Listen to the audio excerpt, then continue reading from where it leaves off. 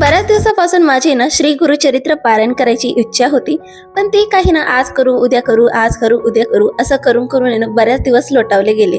पण आहे ना यावेळेस मात्र मी ठरवूनच घेतलेलं होतं की मला यावेळेस आहे ना श्री गुरुचरित्र पारायण हे कम्प्लीट करूनच घ्यायचं आहे. आणि मी तुम्हाला खरं सांगते, मला याचा खरंच एक छान अनुभव आलाय बरं का. मी तुम्हाला पुढे व्हिडिओमध्ये सांगते सुद्धा.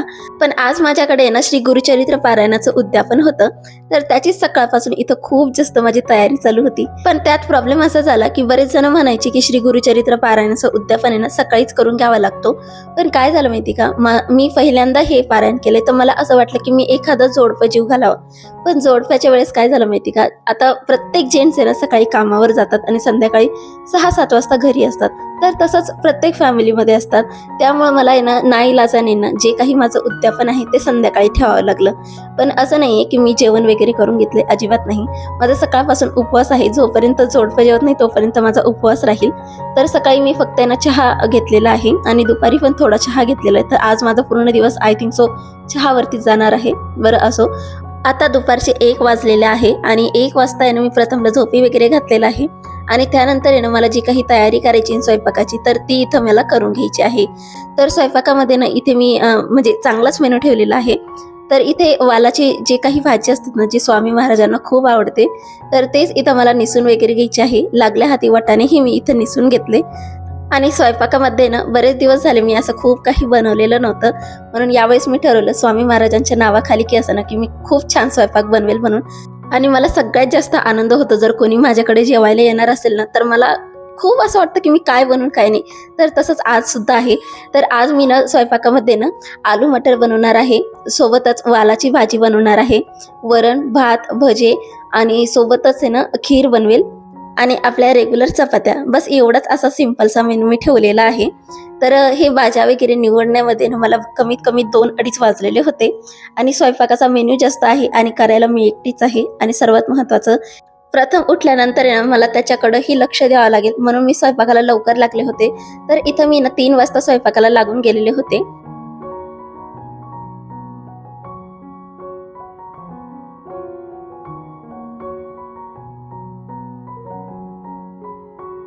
आता मी तुम्हाला आहे ना माझा जो अनुभव आहे ना तो मी तुमच्यासोबत शेअर करते.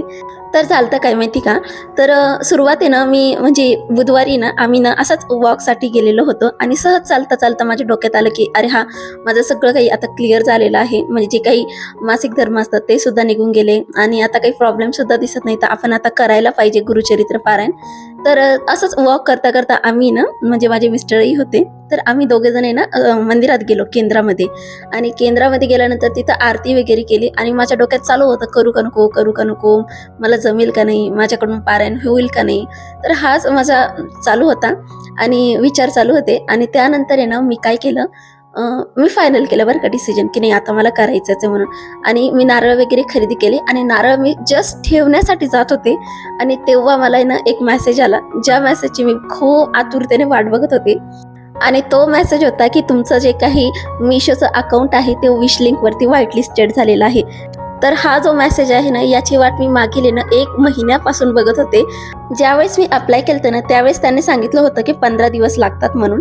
तर मी 15 दिवसानंतर आहे ना कमीत कमी 5-6 दिवसासाठी ते दररोज चेक करायचे की माझं अकाउंट खरंच व्हाईट लिस्टेड झालंय का नाही वगैरे. दररोज सकाळ संध्याकाळ मी चेक करायचे आणि ते काही झालेलं नव्हतं. त्यानंतर मी आशा सोडून दिली की आता होतं का नाही. डायरेक्ट मी ते ओपन करून सुद्धा बघत नव्हते, इतकं मला त्याचा असं विश्वास उठून गेलेला होता. आणि त्यानंतर मी ते केंद्रामध्ये गेले, आरती झाली, माझा डिसिजन फायनल झाला आणि फक्त ते नारळ ठेवतानाच मला तो मेसेज रिसीव्ह झाला. तुम्हाला खरं सांगते, मला इतका जास्त आनंद झाला, तुम्हाला खरं सांगते मी त्या दिवशी अक्षरशः केंद्रामध्ये रडले होते माहिती का. मी पहिल्यांदा असं झालं की मी कुठल्या देवासमोर रडलेले आहे, इतका मला आनंद झाला आणि माझ्या डोळ्यातनं अश्रू आलते. आणि त्या क्षणी मी डिसाईड केलं की नाही, आता मला स्वामींनी संकेत दिलाय की हा तू करू शकते. एक गुड न्यूज सुद्धा माझ्या लाईफमध्ये त्या दिवशी झालती आणि लगेच मी दुसऱ्या दिवशी पारायणाला सुरुवात केली. तर बरेच जण म्हणतात की पारायण केल्यानंतर फळ भेटतं, पण आय डोंट नो ते खरं आहे का नाही आहे, की कोइन्सिडन्स आहे ते पण मला माहीत नाही. पण जे काही झालं ना ते खरंच इतकं छान होतं की नाही. त्याच्यानंतर माझा इतका विश्वास बसला, मी डायरेक्ट ना दुसऱ्या दिवशी पारायणाला बसले म्हणजे बसले. आणि आज त्याची सांगता आहे, तुम्ही विचार करा, एक दिवस होता ज्या दिवशी मी स्वतःवरती डाऊट घेत होते की माझ्याकडून होईल का नाही होईल, आणि आज मी त्या पारायणाचं उद्यापन करत आहे. मला खरंच असं स्वतःवरतीच विश्वास बसत नाहीये. तर असा काही मला आलेला अनुभव आहे, मी तुमच्यासोबत शेअर केलाय. आणि हो, लवकरच मी आपल्यासोबत आहे ना एक छानसे हॉल व्हिडिओ सुद्धा लवकरच शेअर करणार आहे, जे की अगदी बजेट फ्रेंडली आणि पॉकेट फ्रेंडली राहणार आहे. त्यामुळे जर तुम्ही आत्तापर्यंत आपल्या चॅनलला सबस्क्राईब केलं नसेल ना, तर पटकन सबस्क्राईब करून घ्या बरं का.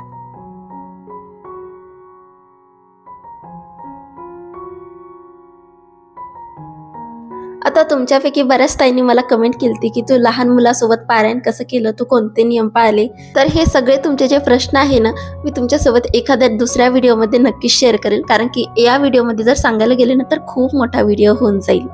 आता वाजलेले आहेत 6:30 आणि माझे नाही इथे ना बऱ्यापैकी स्वयंपाक आवरलाय. बटाट्याची भाजी झालेली आहे, भाज्यांसाठी पीठ मळून ठेवलेलं आहे, खीर एकीकडे होते, वरण भात झालेला आहे, पीठ मळून ठेवलेलं आहे चपात्यांसाठी, आणि जी वालाची भाजी असते ती पण बनवून ठेवलेली. आता मी ना सगळ्यात आधी ना चपात्या लाटते, म्हणजे अर्धा तासात चपात्या लाटून झाला की 7 वाजता मी स्वामींची आरती करते. आरती झाल्यानंतर भजे काढून घेते आणि पहिले नैवेद्य दाखवून देते. तर आता संध्याकाळचे 6:30 वाजलेले आहेत आणि मला सगळ्यात आधी ना जे काही चपात्या वगैरे आहेत ना त्या लाटून घ्यायच्या आहे, आणि त्यानंतर ना 7 वाजता मला स्वामी महाराजांची आरती करून घ्यायची. तर विचार करत होते आत्ताच वगैरे करून घ्यावा म्हणून, पण नंतर विचार केला की आधी चपात्या लाटून घेते आणि आरती झाल्याबरोबर आहे ना लगेच आपण नैवेद्य देऊयात, म्हणून सगळ्यात आधी मी इथं चपात्या लाटायला घेतल्या. तर आजचा जो स्वयंपाक आहे ना तो कम्प्लिटली कांदा आणि लसूण विरहित आहे. मी कुठेही कांदा लसूण वापरलेला नाहीये, आणि खरं सांगते विदाऊट कांदा लसूण सुद्धा आहे ना आपल्या ज्या काही भाज्या आहे ना त्या खरंच खूप छान होतात बरं का. फक्त आपल्याला थोडंसं टेस्टला थोडंफार इकडं तिकडं कॉम्प्रोमाइज करावंच लागतात. आता बरं ते काही असो, पण अजून सध्या तरी माझा उपवास आहे आणि संध्याकाळ जशी जशी होत आहे ना तशी तशी मला ना खूप जास्त भूक लागत चाललेली आहे. पण ठीक आहे, एक आतुरता आहे, एक एक्साइटमेंट आहे, त्या चक्करमध्ये ना जी काही भूक लागते ना ती थोडीशी सप्रेस होत आहे.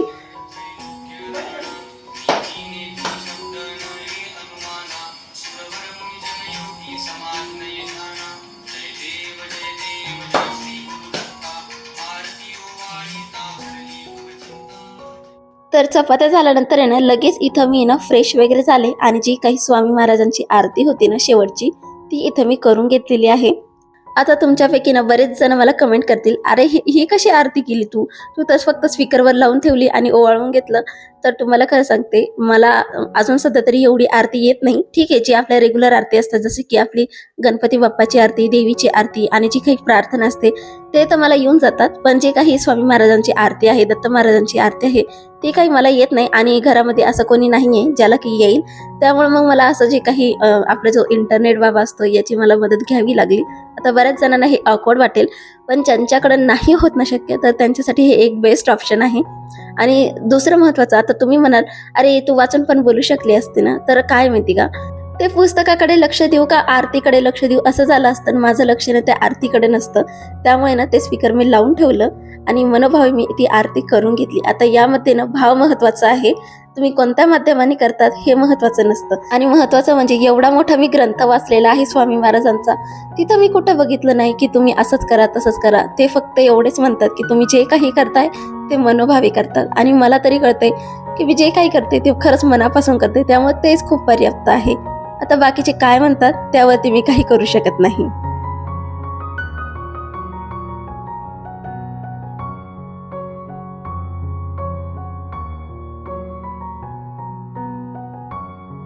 तर आरती झाल्यानंतर लगेचच इथे नैवेद्य भरण्यासाठी मी घेतलेला होता. तर नैवेद्यामध्ये ना गोडाचा पदार्थ हा हमखास लागतो, म्हणून ना इथे मी शेवाळ्याची खीर बनवली होती. आणि खरं सांगते, मी बऱ्याच दिवसानंतर शेवाळ्याची खीर बनवली आहे, जी की माझ्या सासऱ्यांना खूप जास्त आवडायची. आणि ते गेल्यानंतर ना मी ही खीर अजिबात बनवली नाही, आज पहिल्यांदा मी ही बनवली आहे. आणि आपलं रेग्युलर बटाट्याची भाजी आहे मटर सोबतच वालाची भाजी आहे, भजे, वरण भात आणि चपात्या. तर असा काही सिंपलसा मेनू मी ठेवलेला आहे, जो की सात्विक सुद्धा आहे आणि पौष्टिक सुद्धा आहे. तर इथे ना मी 4 नैवेद्य भरून घेत आहे. एक जो नैवेद्य आहे जो आपला ग्रंथासाठी असतो, एक स्वामी महाराजांसाठी असतो, आणि एक जो नैवेद्य आहे तो कुलदेवतेसाठी असतो, आणि एक आपल्या देवघरातील देवांसाठी असतो. तर असे 4 नैवेद्य मी काढून घेतलेले आहे. आता हे नैवेद्य मी काढून घेतले आणि सगळ्यात आधी मी देवांना हे अर्पण करून घेते, आणि त्यानंतर ना जे काही जोडपं येईल त्यांना मी आता जेवायला बसवणार आहे. तर सायंकाळी 7:45 वाजेपर्यंत मी देवांना नैवेद्य वगैरे देऊन टाकलेले होते, आणि त्यानंतर आहे ना आता जे काही जोडपं येईल ना त्यांना आता मी जेवायला बसेल. पण जोडपं जेवायला यायला ना थोडासा उशीर झाला, पण ठीक आहे, जे काही असो.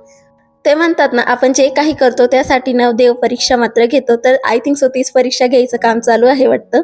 तर जोडपं जेवायला यायला ना डायरेक्टली 9:30 झालेले होते आणि तोपर्यंत मी उपाशी होते आणि माझी ती परीक्षा घेण्याचं काम चालू होतं.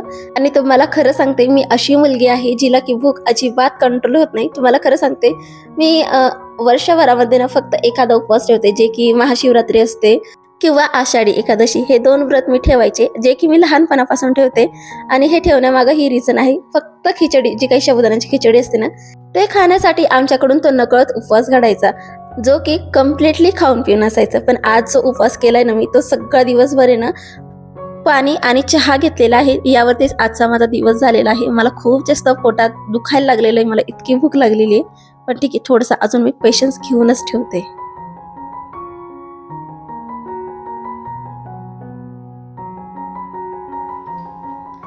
तर जसं ठरवलं होतं ना, अगदी व्यवस्थित सुरळीत सगळं काही झालं. आणि महत्त्वाचं म्हणजे स्वयंपाक सुद्धा खूप छान झाला होता. काहीही कमी अधिक काही झालेलं नव्हतं, अगदी अचूक होता. आणि सगळ्यात महत्त्वाचं म्हणजे जे 4 नैवेद्य द्यायचे होते ना, ते सुद्धा मी काढून ठेवलेले होते. एक गाईचं नैवेद्य, एक ग्रंथासाठीचा नैवेद्य, एक स्वामींचा नैवेद्य आणि आपल्या कुलदेवतेचा नैवेद्य, असे 4 नैवेद्य मी काढून ठेवलेले होते. त्याच्यातनं ग्रंथाचा नैवेद्य मी घरामध्ये देऊन टाकला आणि एक नैवेद्य मी स्वतः घेतला आणि एक नैवेद्य आणि जो गाईचा नैवेद्य आहे, हे 2 नैवेद्य मिळून आता मी ते गाईला देऊन टाकेल. तर आता बघते, आता मला जर गाय भेटली तर ठीक, नाही तर मग मला काहीतरी त्याचं पण काही करून घ्यावं लागेल.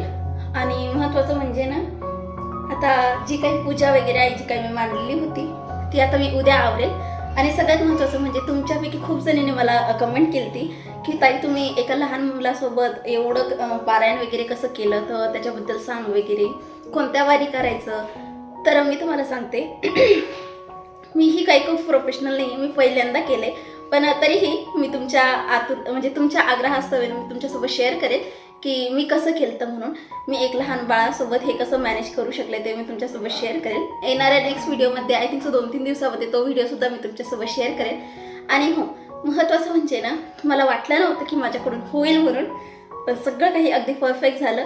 7 दिवस अगदी छान गेले. महत्त्वाचं म्हणजे मी जास्त ओव्हर थिंकिंग वगैरे काही केली नाही. जे होतं ते फक्त करत गेले आणि थोडं मला बरं वाटतं आहे. माझ्याकडून झालं आहे हे महत्त्वाचं आहे, कारण की मला असं वाटायचं माझ्याकडून होणार नाही, पण झाले.